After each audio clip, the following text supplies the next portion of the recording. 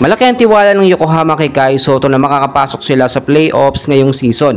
Nagiging consistent na kasi yung mga play ni Kai Sotto, less error at kayang-kayang idumina ang game. Samahan pa yan ng napakaganda at napakagaling na tandem nila ni Yuki Kawamura. 3 straight wins na po sila at inaasahan natin na maipapanalo nila etong pang-apat na game nila kontra sa kupunan ng Nagasaki. Bago po kasi sila makapasok sa playoffs or may siguradong slot na dito sa playoffs na ngayong season, ay kinakailangan magkaroon pa po sila ng 12 straight wins sa loob nga po ng 17 games yan. Kung titignan po ninyo, hindi naman imposible. Kaya naman tila isang blessings itong si Kai Sotto na dumating dito sa Yokohama. Wala namang ganitong play dating Yokohama, no? Wala silang big man na kasing laki ni Kai Sotto. Kaya nga hindi napakakawalan si Kai Sotto ng Yokohama dito sa Japan B-League. Kung makikita nyo, laging pinapriority si Kai Sotto sa first 5 lineup, which is dapat naman talaga.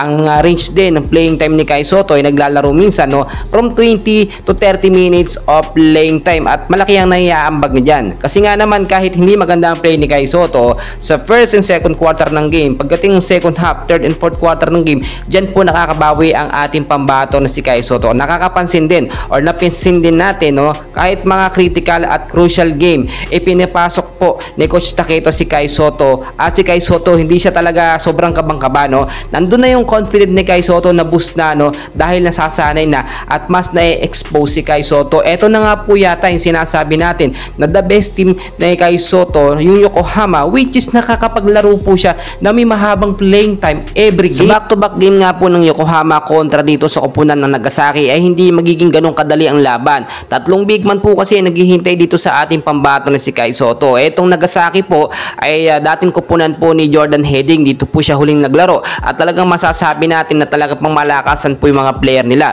Pero wala namang imposible dahil kayang-kaya naman ni Kai Sotto. Ilang mga big man ang nakatapat ni Kai.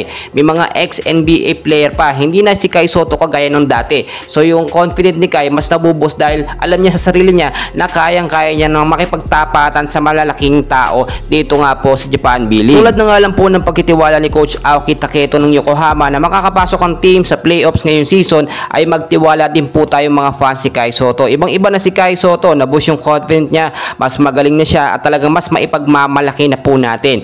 Well mga kaibigan, tuloy-tuloy po ang suporta sa ating pambato na si Kai Sotto. Alas 2 po ng hapon ang laban, no, ng Yokohama kontra sa kupunan ng Nagasaki. Back-to-back game po yan hanggang sa linggo. And please wag na wag kakalimutan mag-like and subscribe for more Kai Sotto update. Maraming salamat po.